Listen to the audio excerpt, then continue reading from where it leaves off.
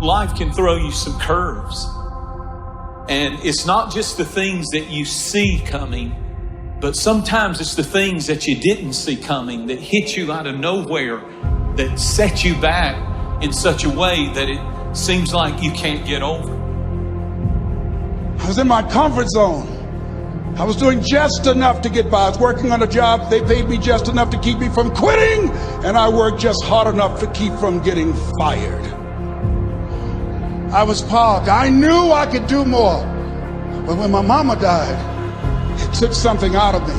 When I went through a divorce, it took something out of me. When my best friend died, it took something out of me. I paused, and somebody said that life is like an onion. You have to peel it one layer at a time, and sometimes you cry. Life's going to happen to you when you have a dream. You're going to get slapped around, and don't take it personal. Don't ask, why did this have to happen to me? Why not you? Who would you suggest? You want to give us some names, some email addresses? And don't tell everybody. 80% don't care, and 20% glad it's you. It's called life. Suck it up and move on. Get over it. No one's coming to save you. No one's coming to save you. The only person that's going to make a drastic change in your life, whether that's physically, mentally, emotionally, spiritually, the only person that is going to dig you out of your hole is who? You. You have to do it for you. You've got to become courageous to stand up within yourself, to face it and step forward. Continue to do those things that you know that work for you after you have evaluated yourself in the situation. Continue to move. Stay busy, stay busy, stay busy. It's not easy, but through practice and practice and practice, practice makes improvement. You have absolutely nothing to do with what happened to you. It's not your fault. But if I come back a week later, you're still on the ground. If I come back a year later, you still on the ground, that's your fault. If you get knocked down, there's nothing you can do about it. But getting back up has every single thing to do with you. And you will promise me that from this day forward, you will not be defeated.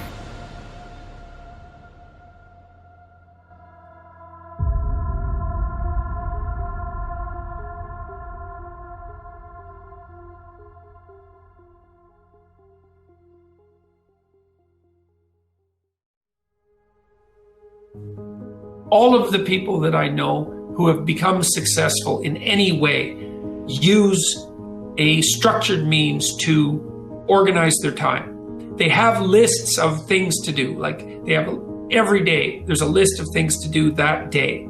Every week, there's a list of things to do that week. Every month, there's a list of things to do that month. You know, at every level of temporal resolution, there's a sequence of plans. And those plans are implemented on a day-to-day basis. You cannot be, and successful isn't the right way of thinking about it, because I'm not thinking about, I'm not really thinking about rising up the corporate ladder. You know what I mean? And that's sort of what success has come to mean in our culture. That isn't what I mean.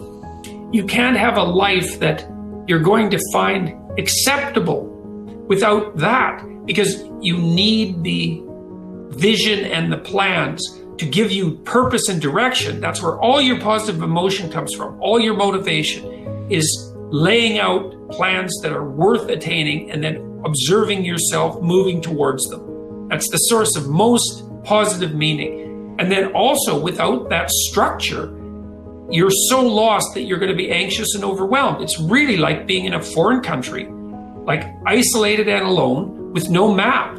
I don't know where the hell I am. I don't know what the hell I'm doing. The rains are going to come, the storms are going to come, and maybe it's winter, and I don't know where I am or where I'm going. If you want to build a winning attitude, you need to take time, and this is probably going to surprise you based on what you've heard me say so far, but you need to take time to be quiet. You need to do it at least 4 or 5 times a week. A lot of people say, well, that guy keeps talking about time for this and time for that. I don't have time for all of these things. Let me tell you how you can create an extra 3 hours every day of your life, guaranteed. over 70% of all of the time spent watching television, you're watching things you have no interest in watching. Let me encourage you to do this. Take a slow, lazy, drifting, absolutely meaningless walk. Just almost go to sleep on the walk. Not an exercise walk, you need to do those too, but a very quiet walk. Pick out a place in your home where you can be absolutely quiet on occasion. If you have to get up 30 minutes earlier, that's wonderful. I don't know why, but I seem to wake up earlier in the winter months than I do in the summer months. And when I get up, it's pitch dark. I have a nice little office. I go in there and I turn on the gas log. And I sit there. And every time I do that, without exception, I have the most exciting day of my life. I simply run through my mind the things I'm going to be doing. As you plan the day, as you think of all of the things we've got to be excited about, it really does renew your energy and it gets you excited about the day. Now let me tell you something. This is going to be one of the toughest things you'll ever do. When you sit down saying, well, I'm going to sit perfectly quiet for 20 or even 30 minutes, you will think of 2,868 reasons or things that you've got to do. You try to decide, do I raise the window or lower it? Do I turn the heat up or down? Do I cut the air conditioner off or do I turn it more full blast? Do I really need to go to the bathroom? Am I going to get me a cup of coffee? What is that noise against the outside? Maybe I better check up on that. Resist the temptation. Spend a few minutes in quiet, reflective thought. It does make a difference. Take time to be quiet.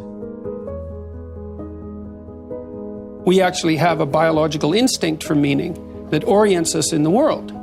And that instinct manifests itself when we place ourselves in a position in the world where we're competent, where what we're doing is working, so that we're not too terrified and anxious, but also while we're simultaneously advancing ourselves and improving our ability to cope with the world. So for example, if you watch an athlete, a high-level athlete, who's at the peak of his or her performance, you see someone who's extraordinarily practiced at what they're doing and has developed the expertise necessary to do it. But then you also see them push themselves on that developmental edge to make themselves just that much better. And that function is associated with an intrinsic sense of meaning. And whenever you see anyone manifest that, you are automatically drawn to it. You see that when an actor pushes him or herself beyond their limits. You see that when someone speaks extemporaneously and manages it extraordinarily well. And I'm trying to help people understand that this meaning is a true phenomenon. It's not a secondary thing. And also to point out that most of the time, that meaning is associated with the adoption of responsibility. Well, you know, there are remarkable people who come into the world from time to time, and there are people who do find out over decades-long periods what they could be like if they were who they were, if they spoke their being forward. And they get stronger and stronger and stronger, and we don't know the limits to that. We do not know the limits to that.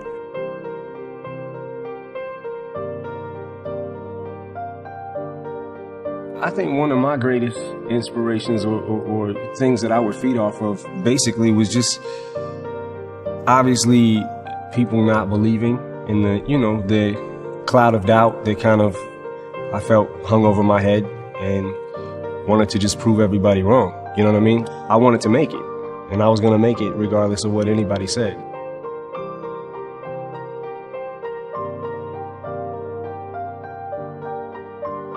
I outlasted the pain. When I was sleeping in those abandoned buildings, I kept telling myself, one day you'll be a homeowner. Every time I walked into that abandoned building,